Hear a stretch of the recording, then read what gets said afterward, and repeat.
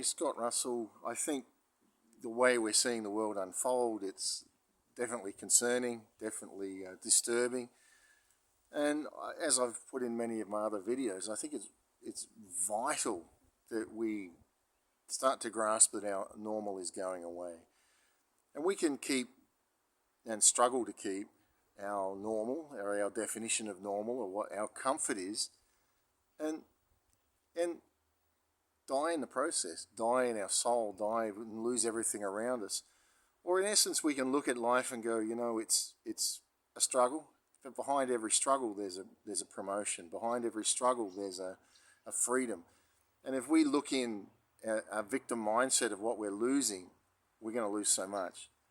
But if you can see that what you're losing is actually an invitation to somewhere better, to something better, that you start to push yourself forward and you allow life to bring its changes. Because let's face it, life is a journey of pain to lead us to God. And I think once we're there, it's to lead others in the same way. And so I look at my life, and there's been seasons of just losing so much. And you can read my book on Vegetable Garden Faith and a Corvette on how I transitioned out of a very structured, ordered life into a very creative life, that I can't really tell you what each day holds, because each day is a gift to be unwrapped and to be lived. And I think when we pass from this world to the next, our last breath, we should be able to say, man, I lived everything I could in that life. And that doesn't mean compromising who we are. That means living a rich fullness of a quality of life. So I think as we're looking at things coming apart in our society, I mean, the government is in all over the world, has the same agenda, where they are, overtaxing, taking people's homes. The agenda of the WEF is you'll be happy and you'll own nothing. Cars, trying to take away cars, food shortages. There's so much that's coming at us. And now you can choose to curl up in a ball, suck your thumb about that, or you can look and say, well, what an opportunity for life. Now, I don't understand a lot of all of this, but I know some men. I have a group of men that I globally, from all over the world, have constant contact with. And what's amusing to me is that these men are moving forward in a lot of things when the world seems to be going backwards. So as businesses are going bust, there's men that are rising up and saying, I think I'm supposed to do this. And we don't know the future. You can look and presume that it's going to go bad, but you don't know. I do believe there's going to be a stay. I think things are going to turn for a while, and we just got to do the best with what we have today. And the right people will be in your life today, and the right things will happen today. I had somebody once that used to say to me, well, I only live today. And I was like, yeah, and they couldn't quite get it. I said that the checks that you write today, you will cash tomorrow. So I'm not talking about recklessness. I'm talking about, or just being selfish. I only live today. I'm going to do what feels good, baby. No. I'm talking about doing what is in the peace of God, following the peace of God for your life. And as you follow the peace of God, things are ordered in your life in such a way that when things do seem to go chaotic around you, you see a way through. You see a path of freedom. You see a path of life. And you're promoted to the next level of what there is in your life. And you're a strength to those around you. And I think many of you that are awake, and many of us that are awake, it's for a reason, because God doesn't put lights in light with other lights. He put lights in dark places. And maybe the people around you don't get it. They still don't understand it. They're seeing glimmers of it. But you've been in this a while and you see. And that's not an invitation to be self-righteous and arrogant. It's an invitation to be humble and in humility to minister life to these people and to start to say, we can do this together. I think, and I've talked a lot about this as well, there should be things in place in your life with the thought that things are changing. And instead of getting disturbed about that, let there be an excitement in you and to start to say, where's my future going? What can it be? Where can I go? And there is so much opportunity when you wake up with the right mindset. If you fall into a victim mindset, friend, you're dead while you live. You're dead while you live. Even when you're a victim, if you think like a victim, you're dead while you live. So no matter what they throw at you, no matter what curved balls life throws at you, for me, I follow the peace. I give it to God. I still have to deal with the emotion, the pain, the defilement, the rejection of things that happen.